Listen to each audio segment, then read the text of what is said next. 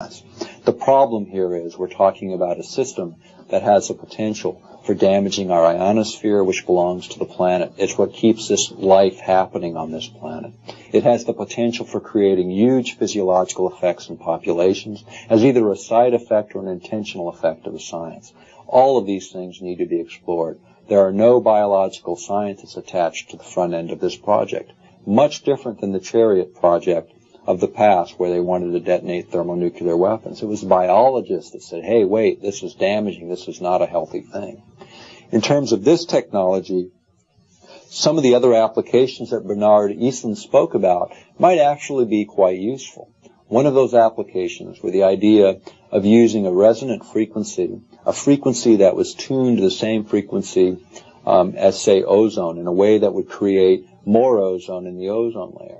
Or in another instance, he believed that you could create nitrogen over areas that needed it for agriculture, or in another instance where you could destroy pollutants within the atmosphere using pulsed radio frequency, hitting those specific frequencies unique to those elements.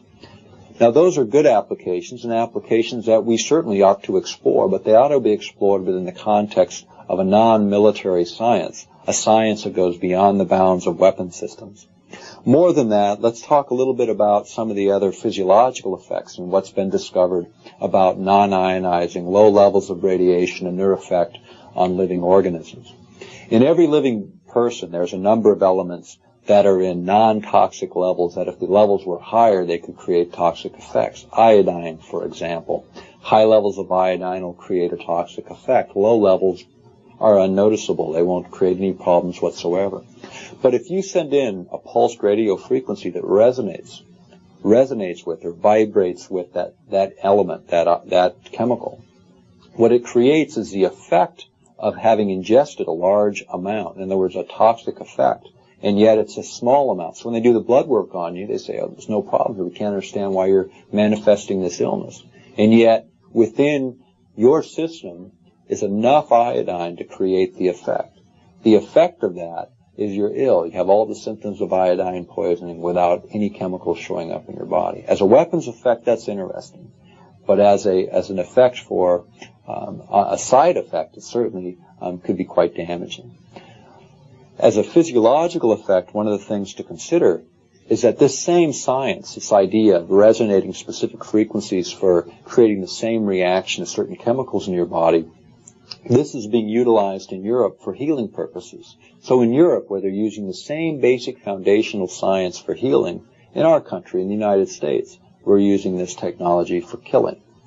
Specifically, a gentleman, Dr. Reiho Makela in Finland, is using a system of laser electroacupuncture for the purpose of stimulating energy flow through the body. It's based on non-ionizing radiations, low levels of radiation.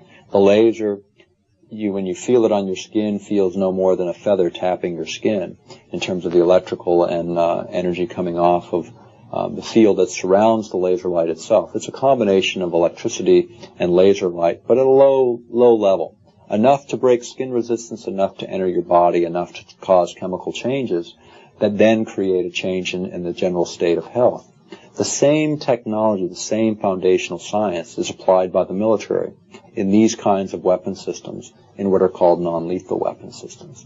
But non-lethal weapons are not lost on just as systems for just the military. Our Justice Department has spent a number of conferences developing this technology as well. And this is sort of the other half of the Haarp story, in the sense of things we ought to be concerned about as Americans and citizens of the world, actually.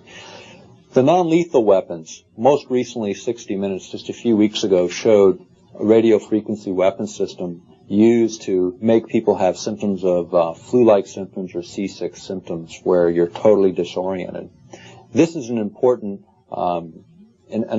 issue because these kinds of weapons, as they're applied to physiology, need to be explored, again, from a healing perspective.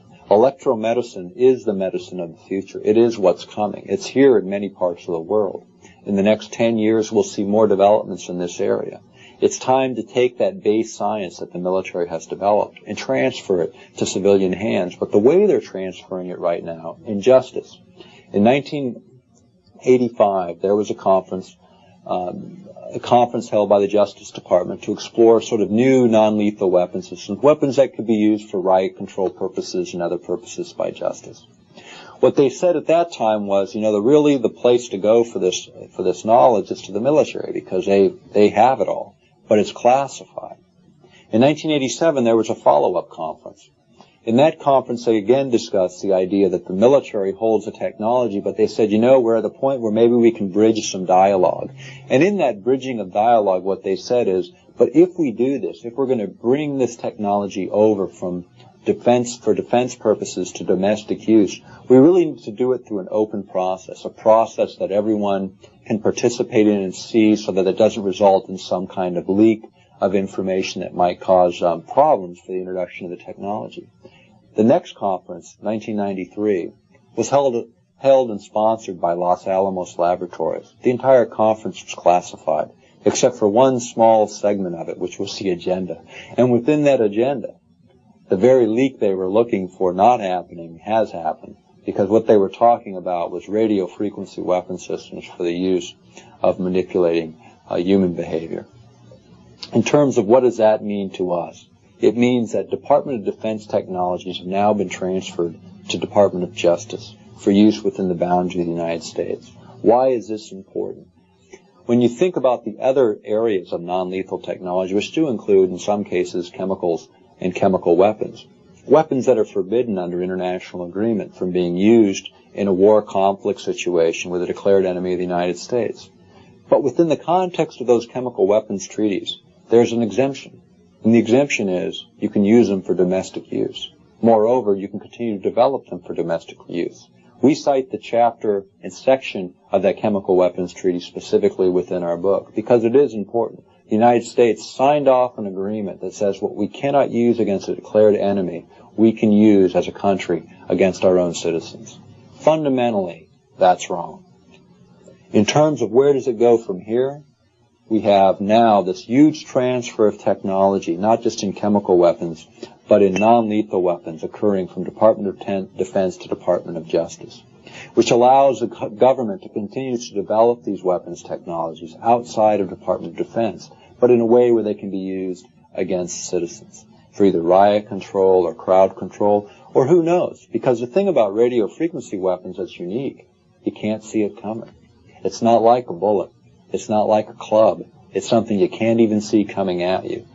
Without the right equipment to detect, you don't even know you're being affected, except you're disoriented or you've lost bladder control, which is one of the other things they can do. At some energy levels, according to Captain Tyler, you can even induce heart attack.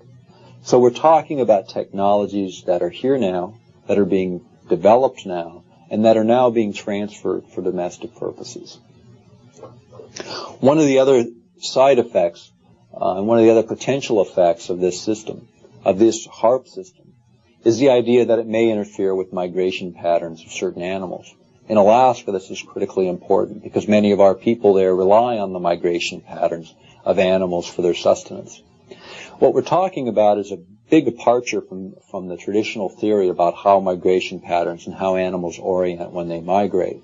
The traditional scientists will say they orient by land formations, light, gravity, etc. Basically things that are in the touch-feel area.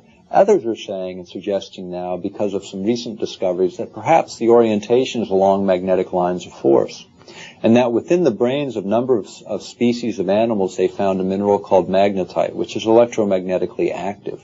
And they believe that this may be the switch that causes animals to migrate from one location to another. In fact, it might go far when you think about geophysical disturbances manifesting also in changes in magnetic lines of force. Maybe that goes a long way to describing why whales and dolphins are beaching themselves. Perhaps they're just disoriented.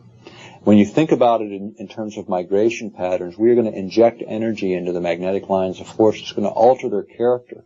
If it alters it substantially, these migration patterns of caribou, salmon, and other animals may be greatly impacted. So we're concerned about that as well. Overall, we talked in this presentation about a number of potential applications for this technology, a number of ways it can be used both beneficially and negatively.